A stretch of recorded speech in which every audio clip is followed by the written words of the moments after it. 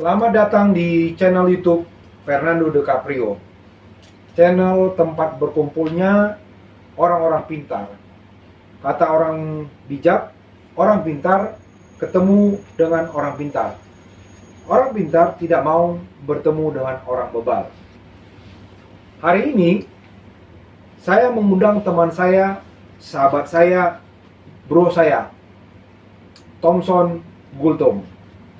Beliau adalah seorang aktivis LSM yang menjabat sebagai direktur antar kelembagaan pada LSM Monitoring Saber Pungli Indonesia. Beliau juga banyak membantu masyarakat kecil agar memperoleh keadilan dengan mengangkat beritanya, sehingga penegak hukum akhirnya bergerak untuk mengusut kasus tersebut. Beliau selalu memonitoring kinerja penegak hukum. Untuk itu saya panggilkan Bapak Thomson Gultom. Selamat datang Pak Thomson Gultom, bro saya. Selamat sore dan selamat bertemu bro saya Fernando Silalahi. Iya. Bagaimana kabar? Baik. Gimana kabar bro? Puji Tuhan, luar biasa. Luar biasa. Kayaknya apa nih cerah nih wajahnya nih. Kenapa kok kayak orang di saat-saat apa begini wajahnya lesu, kok bro nih kayaknya malah cerah banget, senyum-senyum gitu. Kenapa itu? Iya, tadi habis dari pesta pernikahan. Tapi tadi mau lakukan protokol kesehatan kan? Iyalah, pasti. Nah, karena kita kan harus taat kepada aturan pemerintah, ya kan? Jadi walaupun sudah dikatakan pemerintah sudah kita level landing COVID-19 dan level PPKM di DKI itu di level 2 ya kalau saya nggak salah, ya. Tapi ya kita harus inilah tetap prokes ya. Jadi terima kasih lah buat Bro Thomson Gultom yang sudah berkenan mau hadir di channel YouTube saya. Saya mau tanya, kapan Bro Thomson mulai terjun di dunia aktivis ini?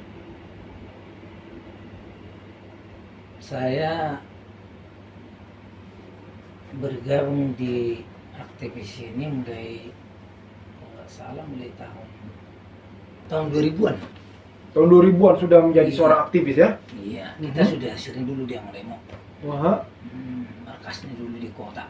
Iya. Ya, berpindah-pindah lembaga LSM ya.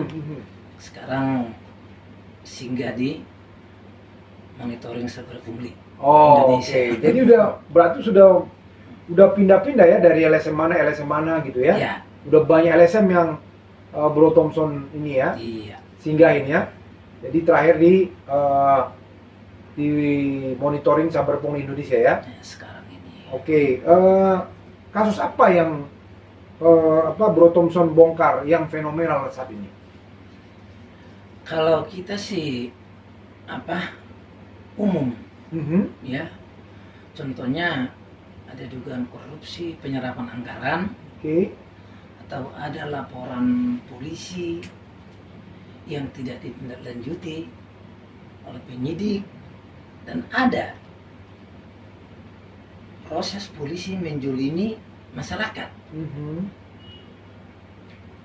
dan ada pula ya tindakan-tindakan prosedur pemeriksaan perkara yang tidak sesuai dengan prosedur. Itu semua masuk dalam monitor kita. Oke. Ya, jadi ya sebagai kontrol sosial selalu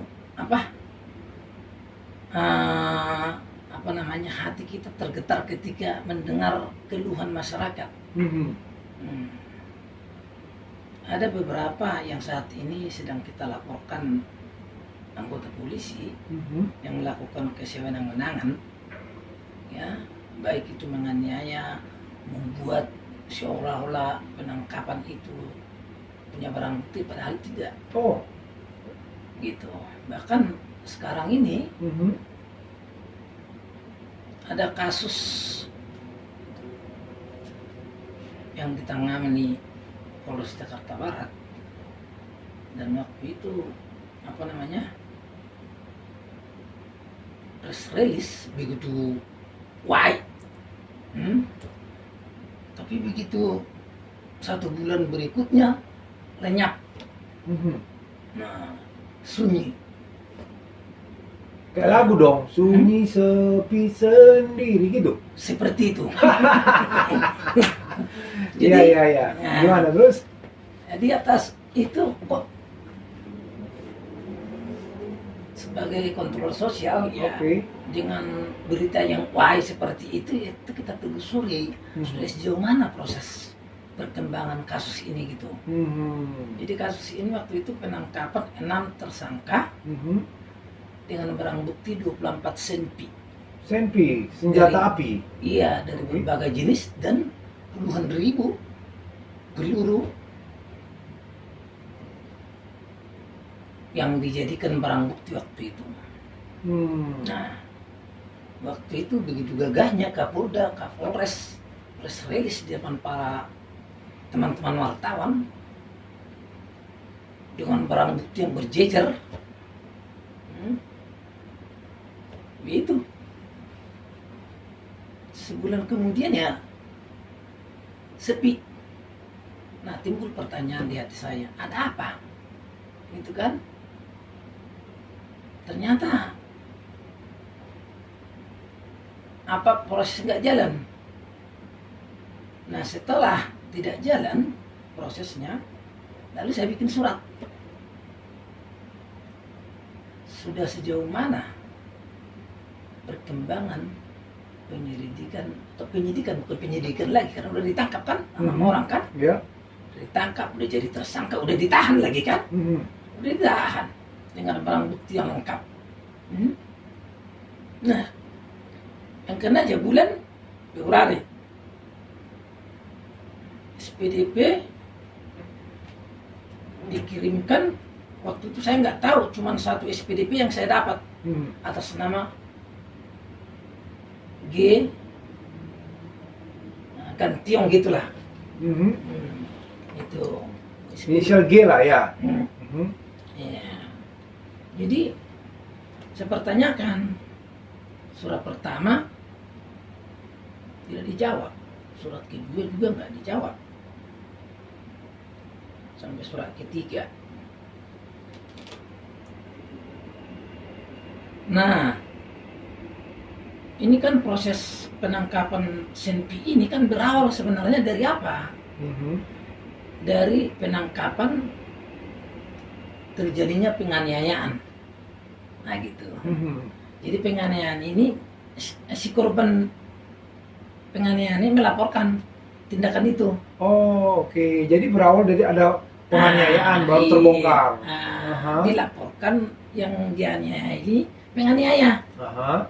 Dengan semangatnya Polres Jakarta Utara menangkap yang dua orang. Utara apa barat? Barat. Oh, barat. Jakarta Barat. Polres Jakarta Barat melakukan penangkapan kepada yang 2 orang itu. Nah, ditangkap dengan barang bukti 2 senpi, masing-masing 1. Kan 2 ini yang menganiaya. Yang namanya inisial D lah, yang dianiaya itu. Ya. Dan dalam press release waktu itu dikatakan ini dianiaya dan dipukul pakai pistol itu dan ditembakkan di samping telinganya sehingga budak. Gitu. Tangkaplah itu. Dari yang 2 ini ditangkaplah 4 orang lagi. Nah, jadi ada setelah ditangkap yang 2 itu, yang 4 orang ini ternyata GTH, GTB. Nah, GTB ini dari sini rupanya senjata ini dijual ke sini kepada yang 3 lagi, termasuk juga ada yang menjadi perantara kan gitu kan, gitu. Nah, setelah kita surati Polres Jakarta Barat, nah tidak ada jawaban secara tertulis, kemudian saya waktu itu ketemu sama ini Kapolres. Sebentar, bro, bertanya begitu, apakah bro melihat adanya pelanggaran terhadap KUHP sehingga sampai bro mau menyurati begitu, bro sampai mengejar? Ada pelanggaran terhadap KUHP apa gimana? Pelanggaran terhadap hukum yang dilakukan oleh penegak hukum? Jadi pada dasarnya kita kan bukan ahli hukum, tapi fakta jika seseorang itu dilakukan penangkapan dan dijadikan tersangka, tentu kan prosesnya kan akan berlanjut dengan pelimpahan perkara ke kejaksaan, kan itu kan? Ya. Setelah dilimpahkan ke kejaksaan, kejaksaan melimpahkan ke pengadilan, Ya. baru pengadilan menyidangkan. Nah di sana ditentukan hukumannya, dan di sanalah penentuan bersalah atau tidak oleh hakim, kan begitu kan? Ya. Nah ini kan tidak berjalan. Jadi mulai bulan 6 2020 udah saya surati Polres. Nah karena nggak ada progres. Nah setelah saya surati itu baru berjalan berkasnya yang 2 orang penganiaya itu. Oke. Nah jadi yang 4 lagi belum. Oke. Tapi SPDP sudah jalan, namanya GTH. Oh, terhadap yang 4 itu SPDP sudah jalan. Satu Satu. yang saya dapat satu. Oke. Saya konfirmasi ke kejaksaan, kejaksaan nggak tahu, saya bingung. Nggak ada transparansi. Kan kewajiban mereka memberikan pelayanan kepada masyarakat kan. Iya, iya. Nah tapi ya kita kayak seolah-olah mereka menghindar. Saya juga bingung kan gitu kan. Iya, iya. Saya tanya apakah berkasnya ini sudah ada? Ada, SPDP-nya sudah. Tapi setelah itu nggak tahu kita kemana. Kata jaksanya begitu. Sampai pindah kasih Pidum,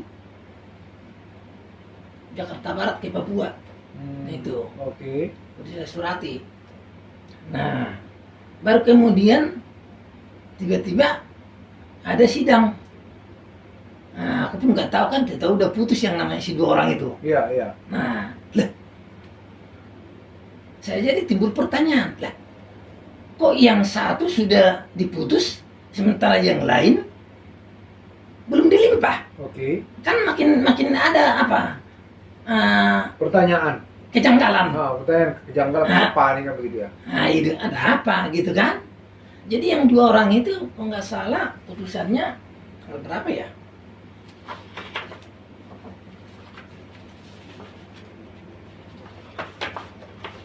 Diputus. Nah, ini yang udah putus itu namanya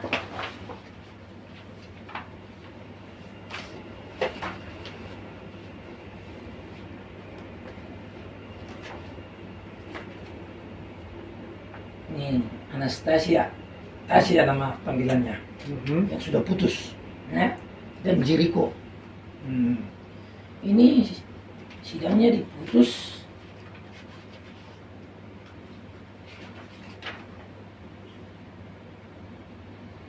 Agustus 2020. 2020. Setahun lalu ya. Nah, 2020. Nah, baru saya tanya, oh jadi udah putus itu ya? Saya tanya jaksanya. Hah? Sudah Pak. Oh, kok saya tanya nggak pernah dijawab saya bilang gitu kan. Itu, berapa diputus?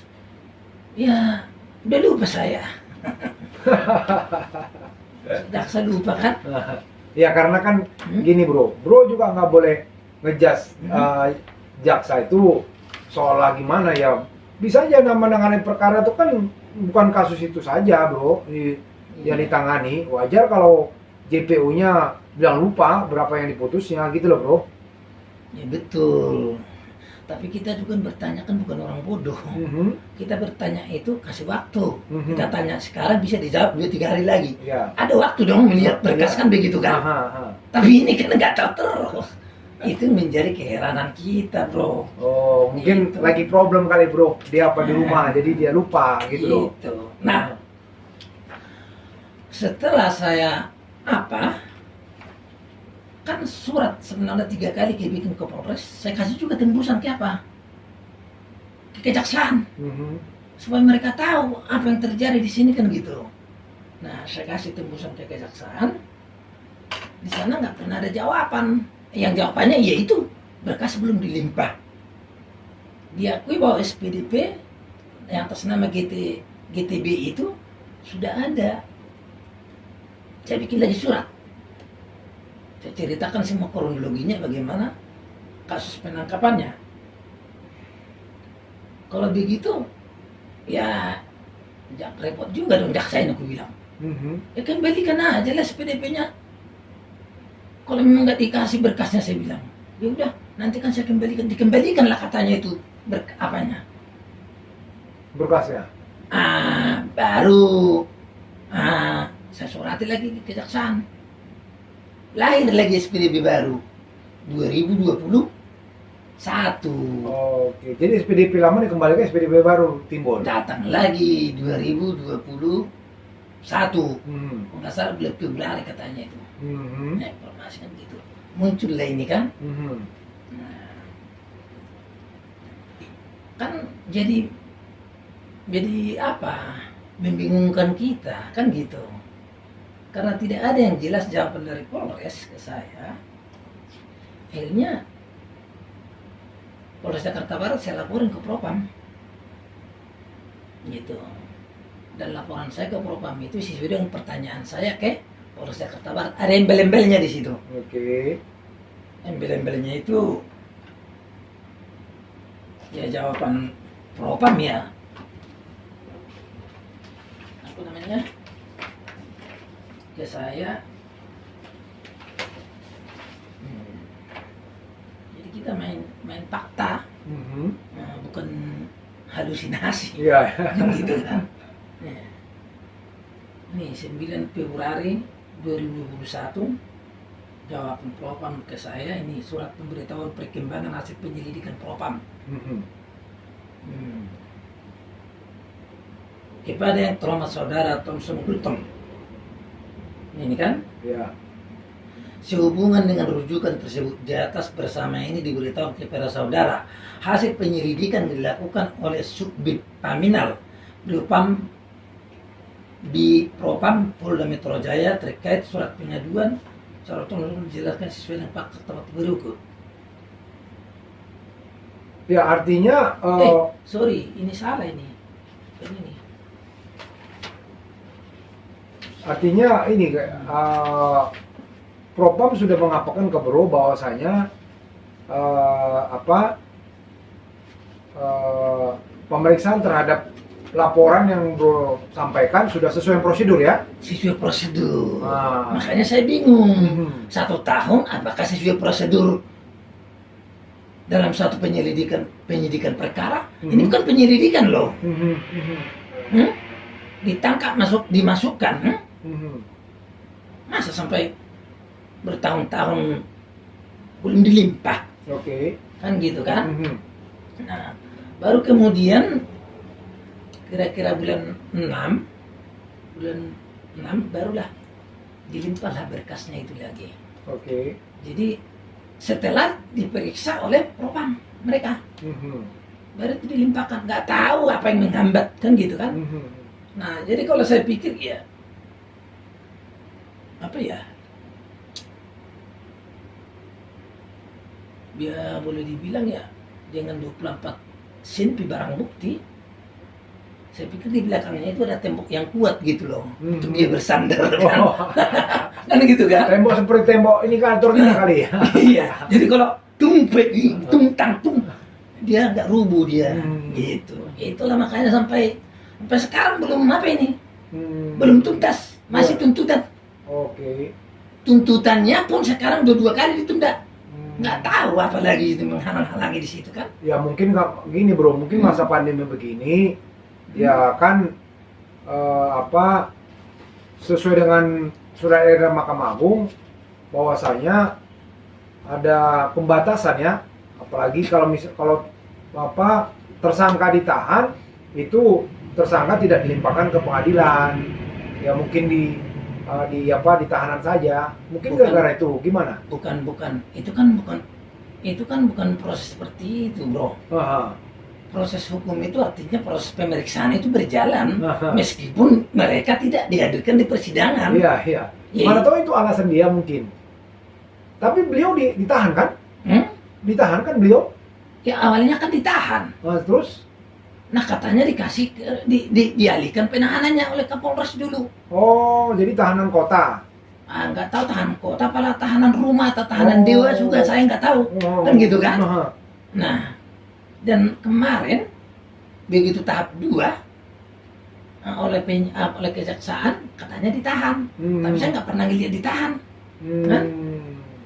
Nah, gitu karena saya kan ke Polres saya tanya ada katanya ya adanya aja kan dibilang kan. Setelah limpah Iya, kan iya. gitu. Iya. Jaksa bilang ditahan nggak bos? Ditahan katanya. Ya sudah ditahan di mana di Polres sama aja kan. Kalau dia dari ini ngapain lagi di Polres aturannya kan di rutan lah biar berbeda tempatnya kan. Ya, Dari itu, dulu kan dia ditahan di situ. ya kalau tahanan itu kan itu ada kewenangan diberikan kepada penyidik gitu loh bro. Jadi boleh juga ditahan di rutannya Polres atau kejaksaan, boleh juga dilimpahkan ke rutan di bawah Kementerian Hukum dan HAM. Itu ya itu debatable lah itu. Artinya bukan debatable yang tidak ini ya, tidak ada dasar, yang ada dasarnya. Jadi ketika kasus-kasus lain dianggap ini menjadi perhatian publik, dia akan ditahan dalam pengawasan khusus kan begitu. Nah, Iya, mungkin ini iya. dalam pengawasan khusus karena tadinya begitu banyak senpi itu gitu loh, bro. Nah, pertanyaan saya di mana? Nah, coba saya jawab dulu, jangan disambung dulu. Gimana? Pengawasan khusus karena banyak senpi. Kok sekarang diawasi dulu dilepas? Kalau bro naik sama saya nggak tahu. Saya bukan penyidiknya, bro.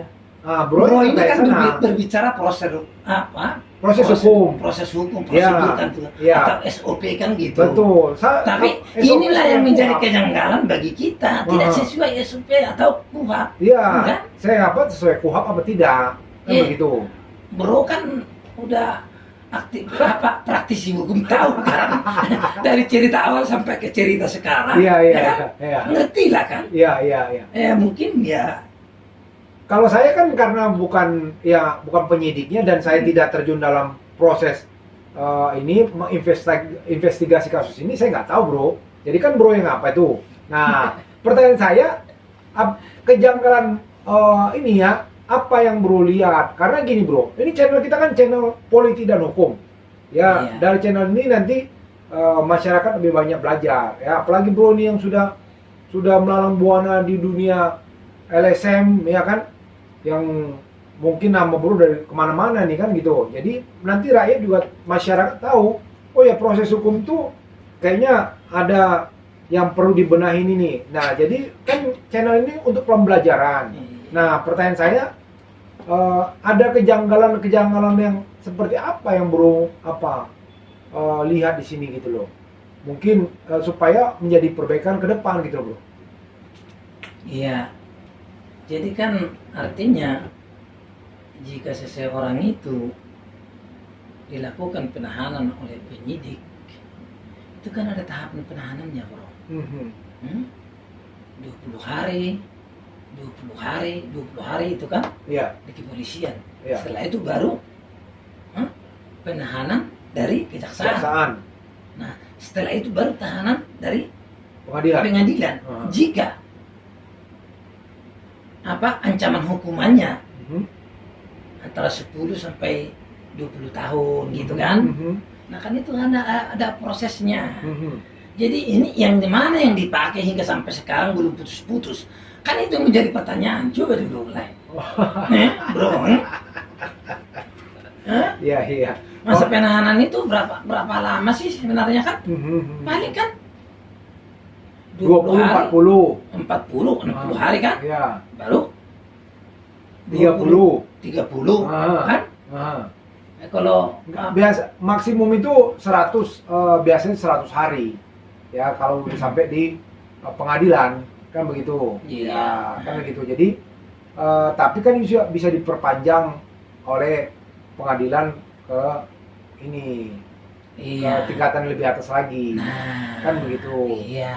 Ya. Ini saya Itu kalau prosesnya kalau sudah sampai ini ya, prosesnya udah disidangkan gitu loh. Nah, ini. Nah, sekarang kan yang menjadi pertanyaan kita kan juga nggak jelas juga nih kapan ditahan, Mhm. kapan jadi dialihkan kan gitu kan. Mhm. Nah, karena kita nggak pernah melihat dokumennya, Iya, iya. tapi di apa saya lihat kemarin di dakwaan ditahan polisi, ditahan jaksa, ditahan hakim. Yang mana ini sering tanggalnya di situ lengkap. Aha. Tanggal sekian tahanan kepolisian, dan sekian tanggal sekian tahanan kejaksaan, perpanjangan hakim. Ya, bingung kita. Aha. Nah, jadi kadang-kadang ya gimana ya, kita juga kadang-kadang kecewa ya bahwa bagaimana ya, memang masih begitu kali ya negara kita ini. Jadi gitu bro. Nah, terkait tadi apa yang proses tadi itu baru dilimpahkan setelah diperiksa oleh propam kan gitu. Mhm. Nggak tahu lah, dan hasil penyelidik propam mengatakan ya masih sesuai prosedur. Mhm. Apakah masih sesuai prosedur 1 tahun lebih tidak dilimpah? Nah, ini juga jadi tanda petik juga ini Mhm. penyidik propam ini kan gitu kan. Nah, bingung saya. Aha. Jadi meskipun saya bukan ahli hukum, tapi sering saya baca KUHP, Aha. ya kan? Sering saya baca KUHP. Nah, makanya saya bisa menjadi lembaga swadaya masyarakat kan gitu. Mhm, Tanpa iya. ada dasar-dasar hukumnya kan nggak mungkin saya bisa melangkah kan gitu Iya, kan. iya, iya. Iya. Saya paham lah, kalau bro kan sudah melalang buana, bro pasti membaca ini ya, KUHP, undang-undang ya, karena kan Iya. beberapa kali saya lihat bro juga banyak menangani kasus-kasus rakyat kecil ya yang bro bantu. Jadi saya paham dan saya yakin bro pasti menguasai itu ya. Jadi apalagi yang bro mau apakan? Saya mau cerita dulu ini bro. Hmm. Saya ini kan basicnya itu wartawan. Oh bro wartawan ya? Iya. Oke. Jadi pernah lah saya laporkan salah satu kajari. Aha. Nah, dipanggillah saya di pengawasan. Aha. Kejaksaan Agung gitu kan. Aha. Datang yang meriksa ini. Dikenal sama saya. Aha. Kan gitu. Pemeriksa ini. Dia kenal saya mulai dari Kasintel. Mhm. Sampai dia pangkat kombes kan. Mhm. Bang Tom. Iya bang. Sebenarnya abang yang mana sih? LSM apa wartawan? Di sana ngomong, di sini nulis. Jadi apa yang saya jawab? Mhm. Bang, dua-duanya fungsinya kontrol sosial. Iya, iya, betul, betul. Nggak ada kan yang makan uang rakyat, sama aja bang. Saya Iya. bilang gitu, langsung diam dia. Ini dia nih yang saya suka dari Bro Thompson ya. Langsung dia, ya udahlah. Baru saya diperiksa. Dia pemeriksa. Itulah kadang-kadang kalau dilihat banyak juga yang bertanya seperti itu memang. Iya, iya. Ini Thompson ini LSM wartawan. Saya bilang fungsinya sama kan? Iya, iya. Kontrol sosial ya Kontrol sosial. terhadap penggunaan anggaran negara ya. Terhadap kinerja aparatur Aparatur negara. hukum, aparatur negara. Nah, Terkait dengan penggunaan anggaran negara. iya. Karena itu adalah pajak dari rakyat, termasuk Iya. uang yang bro bayarkan, kan begitu? Karena bro kan bayar pajak. Ya itulah menurut perasaan saya. Menurut perasaan saya. Dan Ya. dikatakan undang-undang kan begitu. Oke, oke. Ya memang kalau masalah apa ini kontrol sosial ini ya udahlah, udah cukup.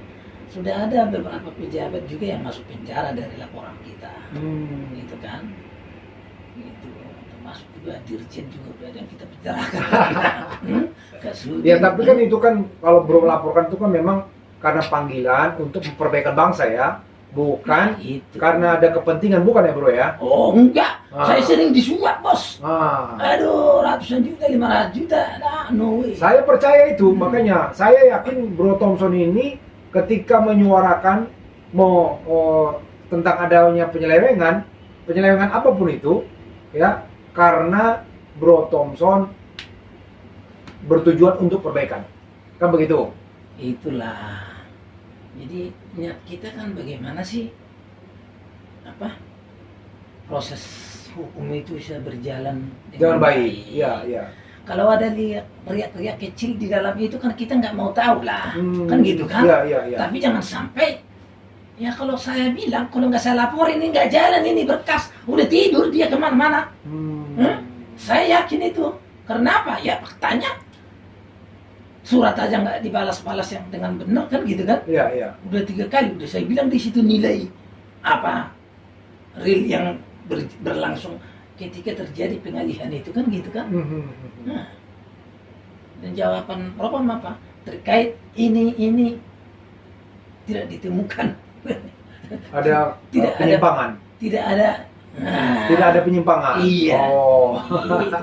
Ya, kalau saya bilang sih ya, saya jeruk makan jeruk gitu kan. Ya udahlah, tes lah kita kan gitu Iya, kan. iya, iya. Ngerti lah. Cuman ya jangan sampai semuanya dibohongin gitu kan. Aduh, kita udah bergelut di di penegakan hukum puluhan tahun. Iya, iya. Ya kalau nggak terlalu sih saya nggak terlalu open. Ya udahlah. Nah, kalau katanya enggak. Sekarang pun saya lagi ngelaporin beberapa polisi juga. Ya terkait penyimpangan. Ya Propam bilang ya kami sudah menemukan kesalahannya dibilang kan. Tapi saya nggak berkuat-kuat, nggak terlalu saya. Iya, Ya, iya. pokoknya ada tindakan-tindakan yang menindas rakyat, hati saya akan bergetar. Iya. Saya akan maju terdepan. Itulah. Kalau pada prinsipnya saya nggak bisa mendengar orang diare-area. Itu kemarin baru masa saya orang dibikin digerebek orangnya kan, dibikin barang bukti, padahal dia nggak punya barang bukti. Kasihan, saya investigasi, saya konfirmasi semua masyarakat warga di situ. Tidak ada katanya. Ada kan SPP melakukan suatu penangkapan, ya kan? Iya, iya. Kecuali tertangkap tangan. Iya. Kalau dia memasuki rumah orang melakukan penggerebekan, panggil dong RT. Iya. Bertahu barang bukti dia beli mana. Ini digrebek rumah orang udah gubuk, didorong jebol, dibangunin kaki lagi hamil tua lagi, digebukin sampai terkencing darah. Nah ini nggak usah dulu bilang ini saya lagi proses ini. Ya, jadi Itu. itulah dia Bro Thompson sudah menceritakan adanya kejanggalan yang terkait dengan ada kasus yang cukup fenomenal, ya, penjualan senpi. Ya, jadi ini terakhir Bro. Bro sih dari mana sih asalnya? Asal Bro nih kampungnya? Ini banyak nih pasti apa? Karena kita narasumber kemarin tuh sebelumnya tuh orang mendengar kisah dia dari perantauan tuh orang sampai sedih gitu. Tapi terharu atas apa? Bro dari mana sih sebenarnya? Ini kayak berani banget gitu loh. Ya, Bro sendiri nggak melihat tampang saya tampang mana sih? Iya, tampang kita dari Sumatera Utara. Maksudnya kampungnya di mana itu? Ya kalau kampung kita dari tempat yang sangat indah dan luar biasa, dari tepian Danau Toba. Oh, oke. Jadi kalau kita di kampung itu, di kampung saya itu dulu lah, pagi-pagi saya sudah dari rumah jalan kira-kira 200 meter ke pantai, ambil air harus dijunjung itu ke rumah, buat minum, buat masakan gitu. Ya pagi-pagi jam 4 pagi kita udah ngeluarin kebo, kan? Jadi itu yang membuat Bro tuh udah udah tertempa hidupnya keras ya, sehingga ke Jakarta ini pun udah biasa hidup keras gitu ya. Ya memang kita orang susah dari kampung kan? jadi kita kan niatnya ke Jakarta ini bagaimana merubah Iya. nasib kan gitu. Ya dengan apa yang kita peroleh. Tapi merubah nasib dengan cara baik-baik ya. Oh tentunya begitu. Jadi